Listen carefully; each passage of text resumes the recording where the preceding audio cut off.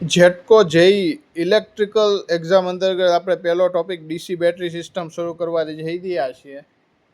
બેટરીઝના બેઝિક્સથી આપણે વાત કરીએ તો બેટરીનું જે મુખ્ય કાર્ય છે કે જેમાં કેમિકલ રિએક્શન થાય છે, chemical reaction converts into electrical energy, બરાબર છે, કે જેમાં મેઇન કેમિકલ એનર્જી જે છે, બરાબર છે, chemical energy converts into electrical energy, બરાબર છે. મેઇન તમને આઉટપુટમાં એ શું આપે છે? તમને આઉટપુટમાં વોલ્ટેજ આપે છે. દાખલા તરીકે 2 વોલ્ટ લીડ આયન બેટરી હોય છે, બરાબર છે, નિકલ આયન બેટરી છે, લીડ એસિડ છે, તો બેટરી છે, તો એનો આઉટપુટ વોલ્ટેજ શું હોય છે? 2 વોલ્ટ હોય છે. આઉટપુટ વોલ્ટેજ ઇઝ 2.0 વોલ્ટ દરેક સેલના, બરાબર છે. આવી રીતે બેટરી તમને જુદી લાઇટનિંગ છે, ઇગ્નિશન છે, પાવર છે, બરાબર છે, રોજબરોજના કાર્યમાં ખૂબ જ વધુ પ્રમાણમાં બેટરી સેલ્સનો આપણે ઉપયોગ કરીએ છીએ. બેટરી જે છે, બેટરીમાં બેઝિક્સ જો આપણે જોઈએ, બેટરીમાં કોઈ પણ બેટરી હોય તેમાં બેઝિક્સમાં એક પોઝિટિવ, આપણને ખબર છે કે પોઝિટિવ આયન હોય છે, પોઝિટિવ ઇલેક્ટ્રોડ હોય છે, એક જે છે આપણને ખ્યાલ છે કે એક નેગેટિવ ઇલેક્ટ્રોડ હોય છે, અને એક તેમાં હોય છે ઇલેક્ટ્રોડ, બરાબર છે, એક ઇલેક્ટ્રોલાઇટ હોય છે મિત્રો, બરાબર છે. આ બંને જે છે એ શું છે? તેના ઇલેક્ટ્રોડ છે, બરાબર છે, ઇલેક્ટ્રોડ છે. અને આ જે છે ઇલેક્ટ્રોલાઇટ જે છે તેનું મેઇન દ્રાવણ છે, સોલ્યુશન છે મિત્રો, બરાબર છે. આ મુજબ જુદી જુદી દરેક બેટરીનું બેઝિક્સ આવી ગયું, એક positive, negative electrode and electrolyte, બરાબર છે. જ્યારે બેટરીઝમાં પ્રોસેસ થાય છે ત્યારે, બરાબર છે, પોઝિટિવ જે છે, બરાબર છે, પોઝિટિવ એનોડ અને ઇલેક્ટ્રોડ વચ્ચે પ્રોસેસ થાય ત્યારે પોઝિટિવ્સમાંથી જે આયનો નીકળીને નેગેટિવ ઉપર એકઠા થાય છે, નેગેટિવમાંથી આયનો નીકળીને પોઝિટિવ ઉપર એકઠા થાય છે, અને આવી રીતે આપણને છેલ્લે આઉટપુટમાં વોલ્ટેજ પ્રાપ્ત થાય છે પોઝિટિવ નેગેટિવ ઇલેક્ટ્રોનને કારણે, પોઝિટિવ નેગેટિવ ચાર્જને કારણે આપણને આ આઉટપુટમાં બેટરી સેલના આઉટપુટ ટર્મિનલ્સ પર તમને શું છે? આઉટપુટ ટર્મિનલ્સ પર તમને, બરાબર છે, વોલ્ટેજ તમને પ્રાપ્ત થાય. આઉટપુટ ટર્મિનલ્સ પર તમને વોલ્ટેજ પ્રાપ્ત થાય છે મિત્રો. બેટરીઝની બેઝિક્સ જો આપણે વાત કરીએ, બેટરી બેઝિકલી બે પ્રકારની કહી શકાય સેલ્સ મુજબ. એક તો બેટરી હોય છે પ્રાઇમરી બેટરીઝ, અને બીજી બેટરી હોય છે સેકન્ડરી બેટરીઝ. દાખલા તરીકે આપણે ઘડિયાળ, ટીવી સેલ્સના જે પાવરમાં આપણે બેટરી યુઝ કરી શકીએ છીએ, બરાબર, તેના સેલ હોય, એકવાર યુઝ કરીને આપણે તેને ફેંકી દઈએ છીએ, મીન્સ ઇટ ઇઝ નોન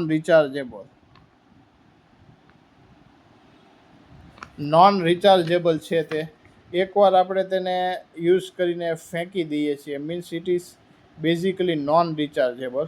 અને સેકન્ડરી જે બેટરી હોય છે તે રિચાર્જેબલ બેટરી હોય છે. દાખલા તરીકે, બરાબર છે, પ્રાઇમરી બેટરીઝના મિત્રો ઉદાહરણ છે ઝિંક કાર્બન બેટરીઝ, જે આપણે રોજબરોજના સેલમાં યુઝ કરીએ છીએ તે છે ઝિંક કાર્બન બેટરીઝ, બરાબર છે. આ ઉપરાંત આલ્કલાઇન બેટરીઝ, આ બધી જે છે તે પ્રાઇમરી બેટરી. સેકન્ડરી બેટરીને તમે આઉટપુટમાં, બરાબર છે, આઉટપુટમાં સોર્સ આપીને એક્સટર્નલ રિચાર્જેબલ સોર્સથી તમે એને રિચાર્જ કરી શકો છો, બરાબર છે, ઇટ ઇઝ રિચાર્જેબલ. તેના ઉદાહરણો જો જોઈએ આપણે તો એ છે basically lead acid cell, lithium ion battery જે છે, lithium iron batteries, lead acid cell, nickel iron batteries, બરાબર છે, નિકલ ફેરસ બેટરીઝ. આ તમામ બેટરીઓ જે રિચાર્જેબલ છે, બરાબર છે, જે પણ આપણે બહોળા પ્રમાણમાં ઉપયોગ કરીએ છીએ રોજબરોજની લાઈફમાં. પાવર સબસ્ટેશન હોય છે ત્યાં લીડ એસિડ બેટરી હોય છે મિત્રો, બરાબર છે, લીડ એસિડ બેટરી હોય છે પાવર સબસ્ટેશનોમાં. આ ઉપરાંત આપણા ઇલેક્ટ્રિક વ્હીકલમાં લિથિયમ આયરન બેટરીઝનો યુઝ થાય છે, બરાબર છે. આ બધું મિત્રો ખૂબ જ અગત્યનું છે. એક ટોપિકમાંથી મિત્રો MCQ નીકળશે, સવાલ સીધા પૂછી લેશે, આથી આની નોટ્સ બનાવજો મિત્રો. નિકલ ફેરસ બેટરી જે છે તે પણ બહોળા પ્રમાણમાં ઉપયોગ થાય છે. આ ઉપરાંત હાલમાં બેટરી ઉપરથી ફ્યુલ સેલ્સ બરાબર છે આવી ગયા છે. ફ્યુલ સેલ્સનો ઉપયોગ મિત્રો સામાન્ય રીતે જે સ્પેસ સ્ટેશનો જે છે સ્પેસ પ્રોગ્રામમાં કે જેમાં સ્પેસ શટલ સ્પેસમાં લઈ જવા તેમાં વપરાતા પાવર સપ્લાયમાં ફ્યુલ સેલ્સનો બહોળા પ્રમાણ ઉપયોગ થાય છે. Apollo substation, Apollo space shuttle, Apollo space shuttle જે અવકાશમાં ગયું હતું બાય નાસાનો જે પ્રોગ્રામ હતો એપોલો, તેમાં ફ્યુલ સેલ્સનો મેક્સિમમ ઉપયોગ થયો હતો.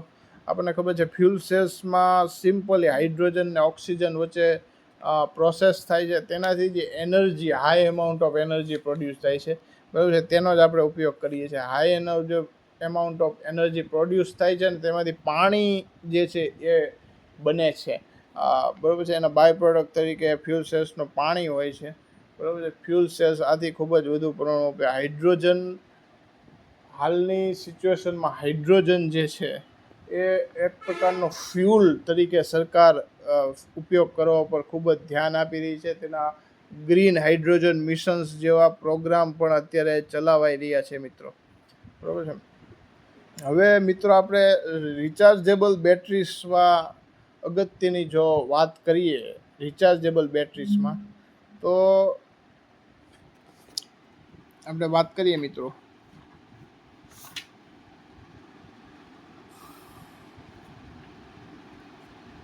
તો તેમાં મેં તમને કીધું એમ જુદા જુદા લીડ એસિડ મુખ્ય વપરાતી બેટરી છે. Lead acid, lithium ion battery, nickel ferrous battery વગેરે છે બરાબર. બેટરીનું બેઝિક્સ જો જોઈએ આપણે મિત્રો તો બેટરીના બેઝિક્સમાં સૌથી પહેલાં મેં તમને કહી દીધું એમ બેટરીની અંદર શું હોય તો કે પ્લેટ્સ હોય છે. બેટરીની અંદર શું હોય છે મિત્રો તો કે પ્લેટ્સ બરાબર કે જેમાં એક પ્લેટ પોઝિટિવ હોય, ત્યારબાદ એક સેપરેટર હોય, ત્યારબાદ અગેન નેગેટિવ પ્લેટ હોય, પાછી એક પોઝિટિવ પ્લેટ હોય, પાછું એક સેપરેટર હોય મિત્રો, અને પાછી એક નેગેટિવ પ્લેટ હોય. આવી રીતે બરાબર છે સેલમાં મિત્રો બેટરી થતી જાય છે અને આઉટપુટમાં તમને સિરીઝમાં કનેક્ટ કરીને બેટરીમાં ટર્મિનલ ઉપર વોલ્ટેજ પ્રાપ્ત થતા હોય છે બેટરી મિત્રો. અને આજુબાજુ આ સેલ જે હોય છે તે આખા તમામ ઇલેક્ટ્રોલાઇટમાં ડૂબાડેલા હોય છે મિત્રો બરાબર છે. This is anode, cathode, this is electrolyte બરાબર છે. હવે જો મિત્રો આપણે લીડ એસિડ સેલની વાત કરીએ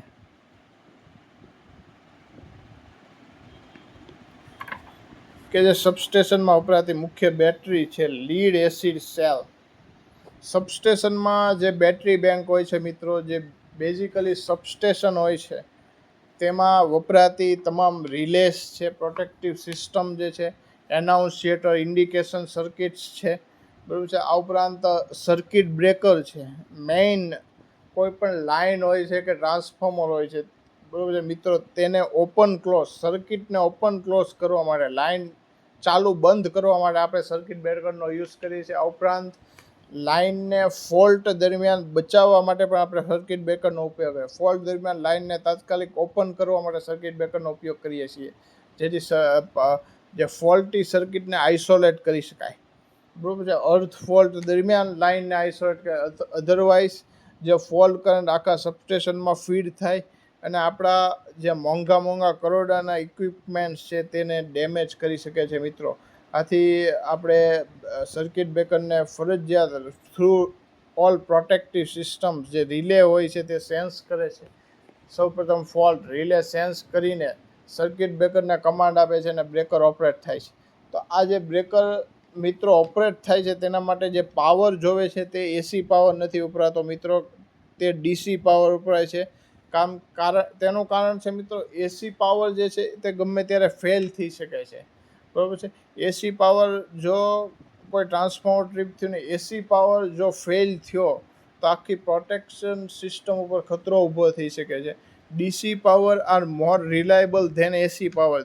that's why DC power used in a protective system and all operation of the circuit breaker as well as annunciator and indication circuits of the substation. That's why આપણે ડીસી બેટરીઝનો એક પ્રકારે backup તરીકે ઉપયોગ. સબસ્ટેશનમાં basically મિત્રો battery charger પણ હોય છે. Battery charger સબસ્ટેશનમાં બે નિયમ હોય છે, N-1નો નિયમ મિત્રો. જો એક ફેલ થાય તો બીજા ઉપર આપણી સિસ્ટમ ચાલવી જોઈએ મિત્રો. ફક્ત એક ન રાખી શકીએ, હંમેશા બે સિસ્ટમ એટલા માટે હોય છે મિત્રો. સબસ્ટેશનમાં બેટરી ચાર્જર પણ 220 kV સબસ્ટેશન હોય તો બે હોય છે મિત્રો. આ ઉપરાંત બેટરી બેંક જે હોય છે, બેટરી સેટ પણ મિત્રો સબસ્ટેશનમાં બેટરી સેટ પણ મિત્રો સબસ્ટેશનમાં બે હોય છે મિત્રો. સબસ્ટેશનમાં બેટરી સેટ પણ બે હોય છે મિત્રો. નોર્મલ કન્ડિશનમાં સબસ્ટેશનમાં જે આખી સિસ્ટમ છે ડીસી લોડ મીન્સ મિત્રો આપણે જે સર્કિટ બ્રેકર રિલેઝને જે આપણે કન્ટિન્યુઅસ પાવર પ્રોવાઈડ કરવાનો છે, જેથી જે પ્રોટેક્ટિવ સિસ્ટમને હેલ્ધી રાખે. તેમાં નોર્મલ કન્ડિશનમાં મિત્રો આપણો આખો જે ડીસી પાવર હોય છે તે બેટરી ચાર્જર પર હોય છે.